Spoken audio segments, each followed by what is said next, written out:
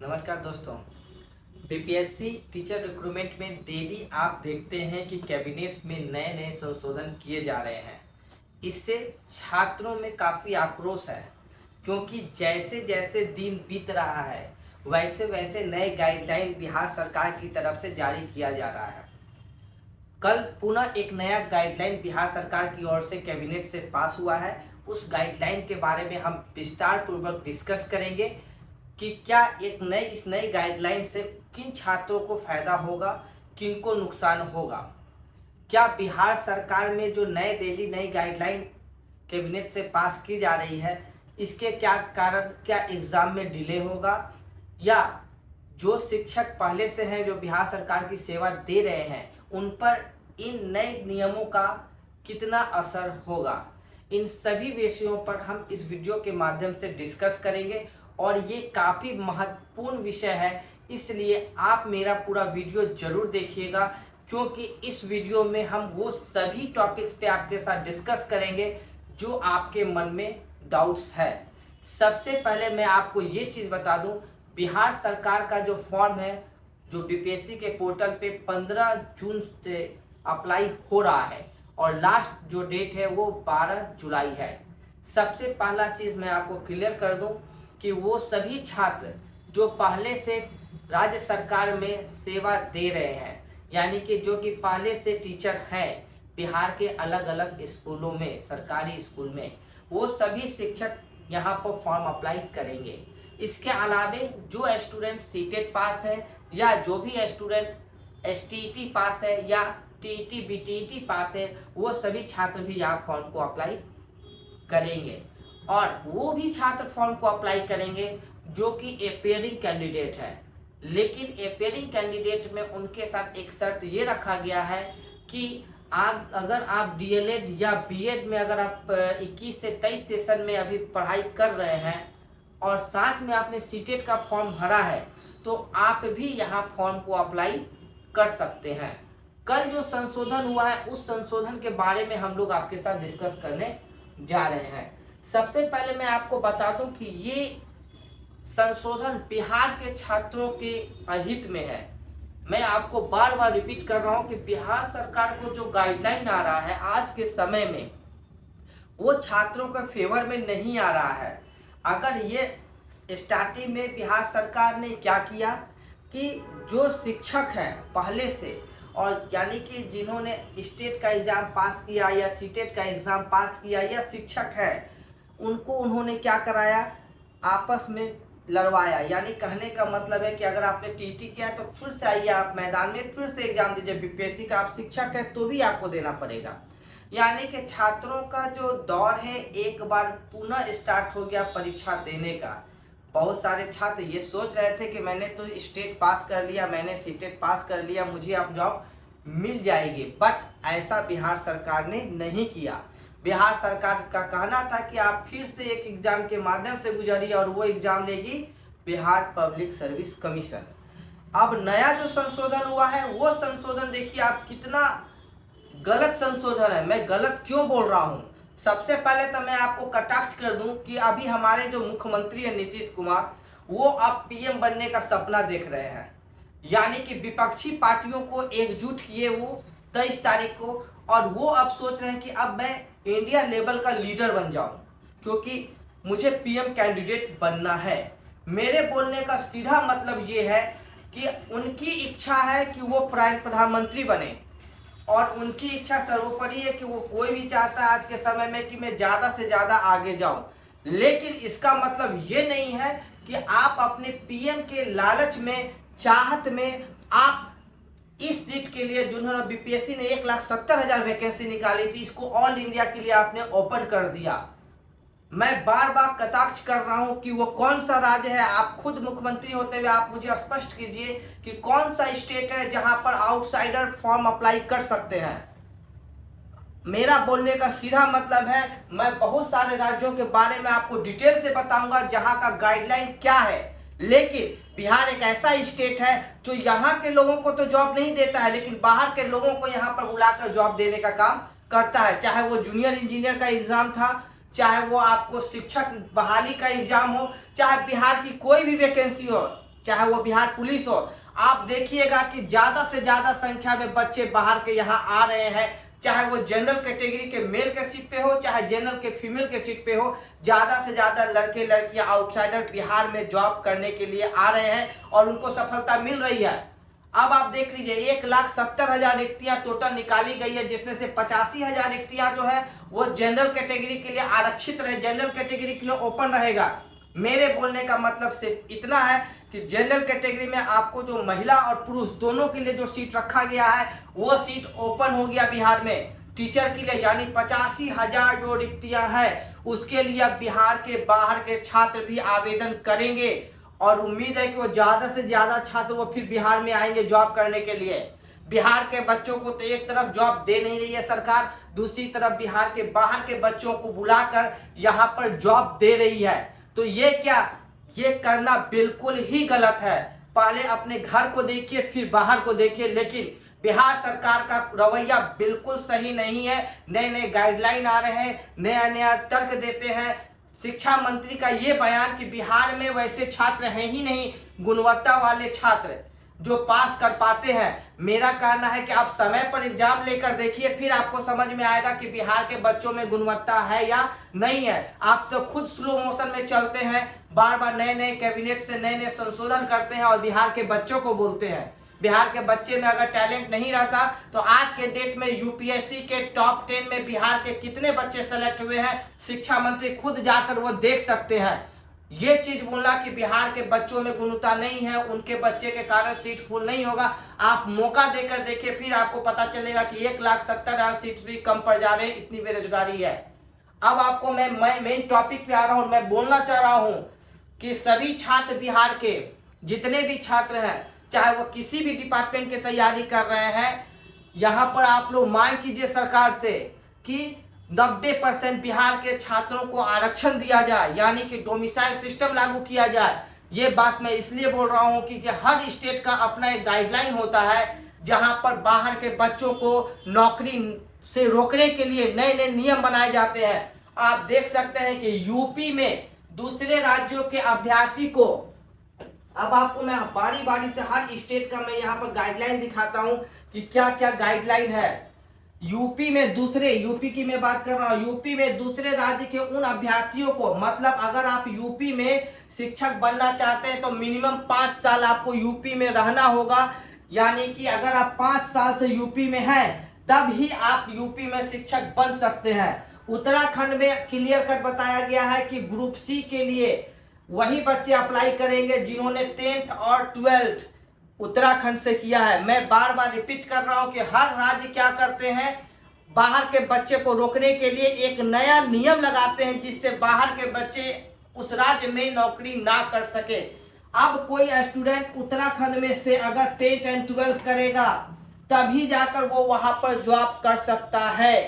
तीसरा देखिए, झारखंड में क्लियर कट बोला गया कि दूसरे राज्य के अभ्यर्थी शामिल नहीं हो सकते हैं प्राइमरी शिक्षक में, यानी 1 से 5 में अगर आप टीचर बनना चाहते हैं अपने पड़ोसी राज्य में तो आप फॉर्म अप्लाई नहीं कर सकते हैं। लेकिन अगर आप 9th 10th 11th 12th के लिए कर रहे हैं तो भी सरकार मात्र 10% ही आपको आरक्षण दी है, यानी कि आउटसाइडर के लिए झारखंड में प्राइमरी लेवल के टीचर्स के लिए कोई वैकेंसी नहीं आउटसाइडर के लिए है। और अगर आप अपर में जाते हैं यानी कि हाई स्कूल के लिए जाते हैं तो आपको 10% ओपन सीट रखा गया है आउटसाइडर के लिए, यानी कि आप मैक्सिमम 10% पर ही फाइट कर सकते हैं। इसी तरीके से गुजरात, अरुणाचल प्रदेश, असम, मेघालय में ग्रुप सी की भर्ती में राज्य का अस्थायी निवासी होना कंपलसरी है, यानी कि अगर आप ग्रुप सी की जॉब के लिए गुजरात जैसे राज्य में अप्लाई करते हैं तो वहां का डोमिसाइल होना आपको कंपलसरी है। बंगाल और केरल की क्या कहानी है, बंगाल केरल की अलग कहानी है। वो उनका कहना है कि मेरे यहाँ वही बच्चे जॉब के लिए अप्लाई करेंगे जिनको बंगाली या नेपाली की जानकारी, बंगाल के लिए बंगाली होना कंपलसरी है। केरल के लिए वहां का लोकल लैंग्वेज आपको जानना चाहिए। अब आप खुद सोचिए कि लोकल लैंग्वेज किसको पता होगा जो वहां से 10th किया होगा, बंगाली किसको पता होगा जिन्होंने 10th किया होगा वहां से, बंगाल से उन्हीं को बंगाली पता होगा। यानी मेरा डायरेक्ट कहना है कि बिहार सरकार तो बाहर के बच्चों को यहाँ बुला रही है, लेकिन खुद जाकर झांकिए आप कि आपके पड़ोसी राज्य चाहे यूपी हो, चाहे बिहार हो, चाहे कोई भी पड़ोसी राज्य है, झारखंड हो, कहीं भी आउटसाइडर को मौका नहीं दिया जा रहा है ग्रुप सी के जॉब में। लेकिन फिर बिहार में ऐसी व्यवस्था क्यों की जा रही है जिससे कि ज्यादा से ज्यादा बिहार के बाहर के बच्चे बिहार में आके जॉब करें? यानी कि नीतीश कुमार पॉपुलैरिटी पाना चाहते हैं। वो सोच रहे हैं कि मैं इंडिया लेवल का नेता हो चुका हूं, इसीलिए मैं ऑल इंडिया के लिए ओपन कर देता हूं ये सीट। सरकार को सोचनी चाहिए कि अगर 1,70,000 सीट्स नहीं फुल होते हैं तो पुनः आप अगले साल उस विज्ञापन को निकालिए, फिर उसके अगले साल निकालिए, जिससे बिहार के ही बच्चे यहाँ पर नौकरी कर सके। क्योंकि बिहार के बच्चे के लिए बाहर के राज्यों में जो है सिस्टम बंद कर दिया गया है। बिहार के बच्चे गुजरात जाकर नौकरी नहीं कर सकते हैं, बिहार के बच्चे महाराष्ट्र जाकर नौकरी नहीं कर सकते, बिहार के बच्चे मध्य प्रदेश जाकर नौकरी नहीं कर सकते, बिहार के बच्चे बंगाल जाकर नौकरी नहीं कर सकते हैं। एक साइड आप देखिए, सभी विपक्षी दल एक जगह आकर आपस में बैठ रहे हैं, देख रहे हैं, लेकिन ये चीज का डिस्कशन नहीं हो रहा है। पीएम पद की उम्मीदवारी के लिए डिस्कशन हो रहा है, लेकिन उस राज्य में गवर्नमेंट जॉब के लिए बाहर के बच्चों को भी अलाउ किया जाए, ऐसा कोई डिस्कशन उस मीटिंग में नहीं लिया गया। लेकिन आप खुद देखिए बिहार कितना दिलवाला बनने की कोशिश कर रहे हैं यहाँ के मुख्यमंत्री नीतीश कुमार और तेजस्वी यादव, कि बाहर के बच्चों को यहाँ बुला रहे हैं और यहाँ पर कंपटीशन टफ कर रहे हैं। मैं आपको एक बार फिर से एक बहुत अच्छे पॉइंट पर लेके जा रहा हूँ। ये पॉइंट आप सभी छात्र गौर से समझिएगा। डोमिसाइल सिस्टम बिहार में जल्द से जल्द लागू होना ही चाहिए, ऐसा मेरा डिमांड है, क्योंकि मैं भी खुद बिहार का रहने वाला हूं। मेरा कहना है कि 90% सीट यहाँ के स्टूडेंट्स के लिए, यहाँ के डोमिसाइल के स्टूडेंट्स के लिए आरक्षित करनी चाहिए बिहार सरकार को, जिससे कि बिहार के बच्चों को बिहार में जॉब मिल सके। अब एक बहुत महत्वपूर्ण सत्य मैं बताने जा रहा हूं इस वीडियो के माध्यम से, आप समझिएगा कि वह सत्य क्या है। क्योंकि बहुत सारे स्टूडेंट्स को कुछ अलग लग रहा है, वो सोच रहे हैं कि चलो मेरा सीट तो मेट्रो कैटेगरी के बच्चे हैं, मेरा तो मुकाबला बाहर के बच्चों से नहीं होगा, क्योंकि मैं बिहार का डोमिसाइल है, तो मैं बिहार के ही ओबीसी से फाइट करूंगा, बिहार के ईबीसी से मुकाबला करूंगा, बिहार के एससी एसटी से मुकाबला होगा मेरा। तो मैं आपको एक बहुत बड़ा सत्य बताने जा रहा हूं, आप उस चीज को समझ लीजिएगा। सबसे पहले तो मैं आपको एक चीज क्लियर कट बता दूं कि टोटल जो रिक्तियां दी गई है वो आपको 1,70,000 के अराउंड दी गई है। अब आप देखिए टोटल 1,70,000 जो रिक्तियां है, इस रिक्तियों को आप दो पार्ट में बांट दीजिए। सबसे पहले तो ये चीज होता है कि जो आरक्षण का नियमावली है, यानी 10% EWS, 12% OBC, 15% EBC, 15% SC, 1% ST, 4% physically handicap, 2% स्वतंत्रता सेनानी। इस तरीके से टोटल लगभग 60% जो सीट्स होंगे वो आपको बिहार के बच्चों के लिए हो गया। इसके अलावा 40% जो सीट्स है वो ओपन हो गया, यानी बाहर के बच्चे आ सकते हैं। अब आप एक चीज और समझिएगा, यहाँ पर हॉरिजॉन्टल रिजर्वेशन भी दिया गया है, यानी महिलाओं को जो आरक्षण का नियमावली है वो यहाँ पर अप्लाई होगा। लेकिन अब आप समझ जाइए कि इसमें टोटल जो सीट्स है लगभग आपको 80 से 85,000 के अराउंड जो सीट्स होंगे, वो चाहे वो बॉयज का हो, मेल का हो या फीमेल का हो, जो भी जनरल के सीट्स होंगे उस पे बाहर के भी लड़कियां आ सकती है फीमेल के सीट्स पे, और बिहार के भी लड़कियां आएगी। इसी तरीके से जो मेल का सीट है उस पे भी बिहार के लड़के भी आएंगे और बाहर के भी लड़के आएंगे। अब आप सोच लीजिए एक चीज कि जहां आपको 80 से 85,000 जो रिक्तियां थी, जो कि आज के समय में बिहार सरकार ने ओपन कर दिया है, वो रिक्तियां आपको सिर्फ बिहार के बच्चे को मिलने वाला था। अब ये सीट्स क्या है, आउटसाइडर के भी बच्चे यहाँ पर आ जाएंगे। यानी कि आप अगर सोच रहे हैं कि मेरा ओबीसी है, हमको अलग से आरक्षण 12% मिला हुआ है, ईडब्ल्यूएस है, हमको 10% अलग से आरक्षण मिला हुआ है, भाई ये आरक्षण तो आपको अभी भी मिल ही रहा है, इसके तरफ से दिक्कत नहीं है। लेकिन ये सीट से तो गए आप, यहाँ पर तो बाहर के भी बच्चे आएंगे। तो जो EWS, OBC, SC ST, EBC के जो टैलेंटेड स्टूडेंट है, जो कि आपको जनरल में शिफ्ट हो जाते, वो बच्चे अब जनरल में नहीं जाके वो अपने कैटेगरी में आ जाएंगे, क्योंकि जनरल में जो आउटसाइडर के भी बच्चे होंगे, अगर उनको अच्छा मार्क्स आएगा तो वो जनरल के सीट पे आ जाएंगे। यानी कि कट ऑफ हाई जाने वाला है, आप कंफर्म रहिए।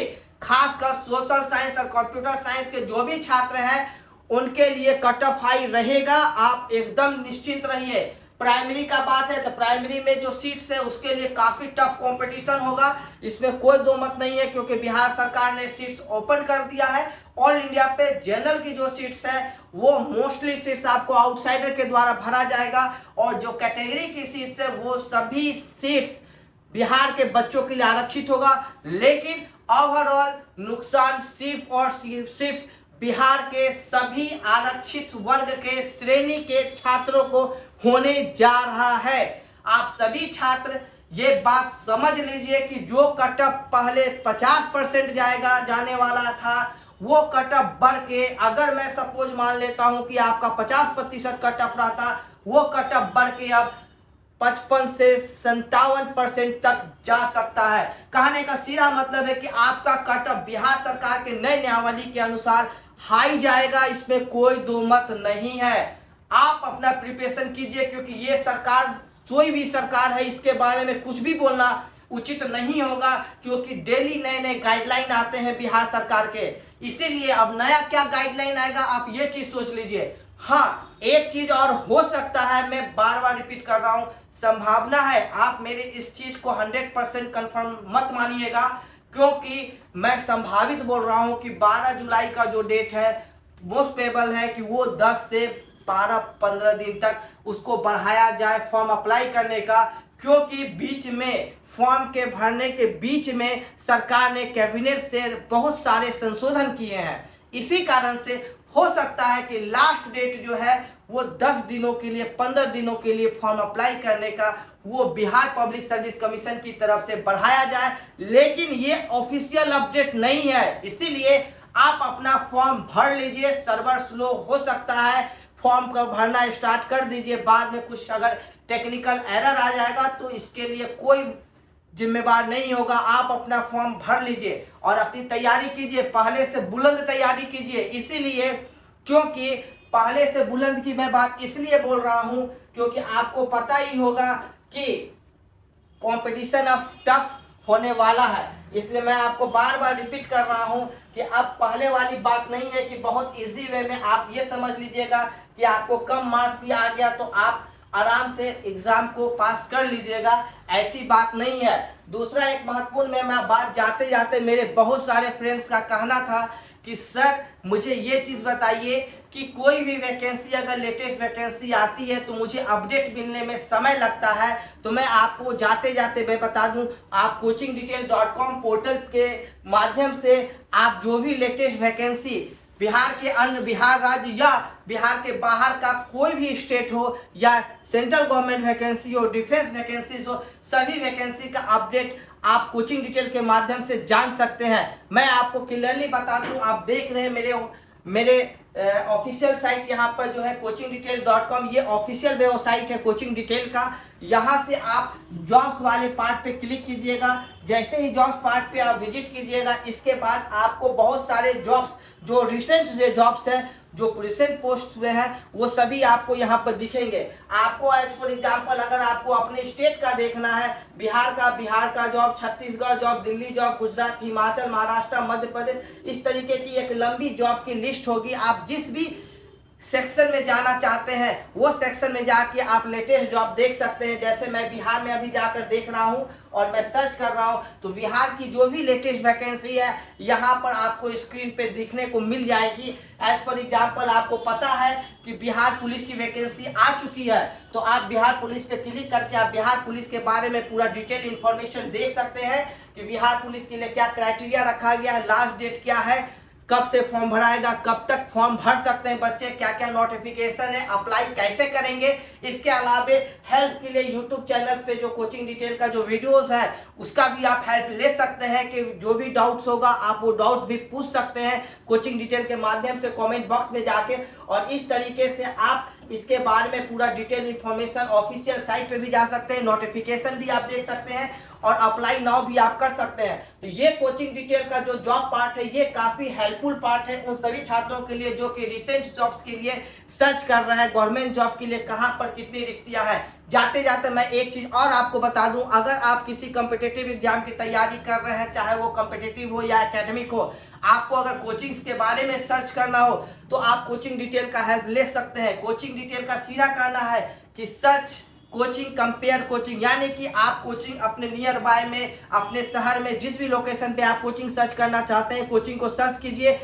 एक बार में अगर आपको 3 कोचिंग का आपस में कंपेयर करके आप पूरा डिटेल जान सकते हैं मेरे लिए बेस्ट कोचिंग कौन सा होगा। अब आप देख सकते हैं यहाँ पर, अगर आप एज फॉर एग्जाम्पल, मेरा ये कहना है कि अभी सिविल सर्विसेज के लिए जो वैकेंसी बिहार सरकार ने जारी की है, आप सिविल सर्विसेज यहाँ पर या स्टेट पीएससी पे जाके आप पटना लोकेशन के लिए देख सकते हैं। अगर आपको देखना है कि पटना लोकेशन पे कौन कौन सी कोचिंग्स हैं जो कि कोचिंग डिटेल पर लिस्टेड है, तो आप यहां से जाके देख सकते हैं कि कौन से, उसके बारे में पूरा डिटेल इंफॉर्मेशन आ जाएगा।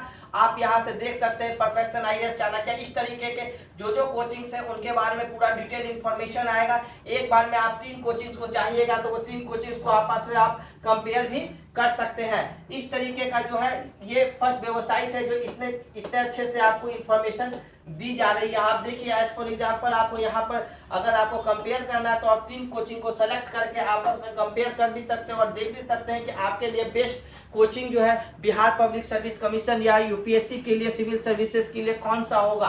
और आप साथ में फी स्ट्रक्चर, अदर जो भी फैसिलिटीज है, फी स्ट्रक्चर क्या है, स्टूडेंट्स अचीवमेंट्स क्या है, प्रीवियस रिजल्ट्स क्या है, इन सभी टॉपिक्स पे इस पोर्टल के माध्यम से आप जान सकते हैं। मेरा उम्मीद है कि आने वाले समय में इससे मैं ज़्यादा से ज़्यादा कोचिंग्स को अपने प्लेटफॉर्म पर लाऊंगा, जिससे कि उन सभी छात्रों को जिसके मन में डाउट्स है कि मेरे लिए कौन सा कोचिंग बेस्ट होगा, कहाँ पर ले एडमिशन तो मेरे लिए सही होगा, आपके प्रॉपर काउंसलिंग के लिए ही कोचिंग डिटेल पोर्टल का बनाया गया है, चाहे वो ऐप के माध्यम से हो या वेबसाइट के माध्यम से हो। ये इस पे लगभग अभी तक 4000 के आसपास कोचिंग्स जुड़ चुके हैं। कोचिंग को के डेटाबेस को जोड़ा गया है लगभग 4000 कोचिंग्स के आसपास। आने वाले समय में और भी कोचिंग्स को के डेटा को यहाँ पर लाने की कोशिश कोचिंग डिटेल के द्वारा की जाएगी। आप मेरे चैनल से बने रहिए, चैनल को सब्सक्राइब कीजिए और बेल आइकन को प्रेस कीजिए, जिससे कि आपको जो भी लेटेस्ट अपडेट है सभी अपडेट मेरे चैनल के माध्यम से मिले।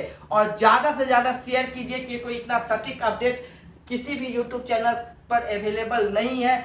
मैं बोलता हूँ तो सब कुछ सत्य ही बोलता हूँ, और समय पर मैं थोड़ा टाइम इसलिए लगता है क्योंकि मैं हर चीज़ को, एक एक पॉइंट को मैं अच्छे से देखता हूं और तब जाकर मैं वीडियो बनाता हूं। जल्दबाजी करने की कोशिश मैं नहीं करता हूं, इसलिए वीडियो मेरा थोड़ा डिले आता है। आप मेरे चैनल से जुड़े रहिए, चैनल को सब्सक्राइब कीजिए। धन्यवाद।